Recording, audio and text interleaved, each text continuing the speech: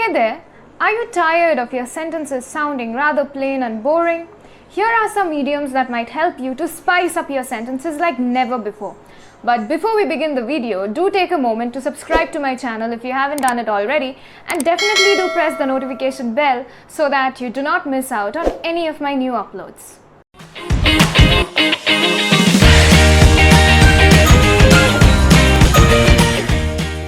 Hi, this is, well, you know me already. Let's just jump straight to the point.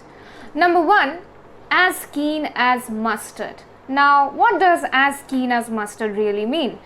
As keen as mustard is nothing but very excited and enthusiastic about something. You can use this in a sentence like, when I was a kid, I used to be as keen as mustard to learn new things.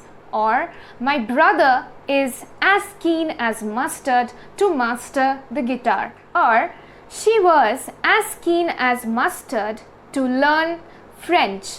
So, examples like these, whenever you are saying as keen as mustard, it usually means that someone is very excited and enthusiastic about something. So, use it in a sentence like this and you can never go wrong. Number 2, and this is interesting, pardon my French. Now, what does pardon my French mean? Pardon my French is a way of pretending to be sorry before using an offensive word or an offensive expression. For example, pardon my French, but your opinion is bullshit. Okay. Again, pardon my French, but you, sir, are the human version of a cactus. Pardon my French.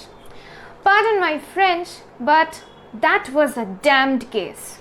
Pardon my French.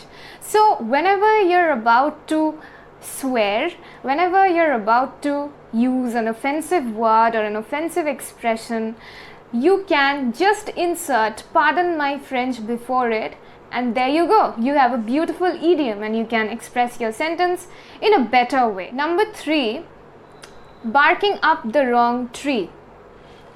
Did that just rhyme? So, barking up the wrong tree basically means when you're taking the wrong course of action, or you're doing something that is already bound to fail, or you're asking the wrong person to do something. Barking up the wrong tree. So, for example, a sentence like, asking John to do the paperwork would be like barking up the wrong tree. Or, do not bark up the wrong tree. She is not interested in your policies. Barking up the wrong tree. So, whenever you're saying barking up the wrong tree, it means that you're doing something that is bound to end in failure, or you're doing something that is futile. Don't do it. Don't bark up the wrong tree. That is it. Number 4, a diamond in the rough. Now, what does a diamond in the rough mean? A diamond in the rough is an idiom that is used for a person who has a very tough exterior, a very hard exterior, but who is very good inside, has admirable qualities inside. So, for example, a sentence like, she is a diamond in the rough, can be very sarcastic at times, but has a heart of gold. Diamond in the rough.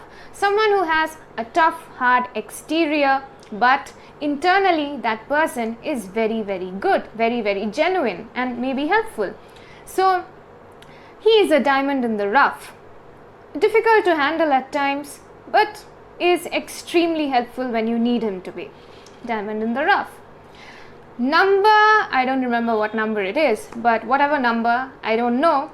The next idiom is a cup of joe. What does a cup of joe mean?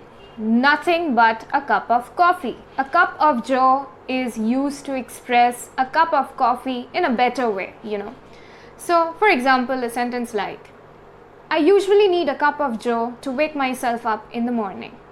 Which means, I usually need a cup of tea to wake myself up. Tea? No, I usually need a cup of coffee to wake myself up in the morning.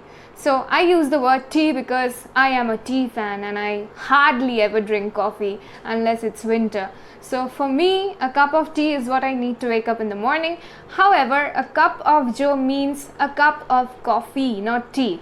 So whenever you're using a cup of joe, remember you're referring to a cup of coffee, not tea. Do not make the mistake I just made, okay? And hope this video was helpful. Hope you learned something new from it. See you once again in my next video. Till then, stay safe, stay happy. Bye-bye.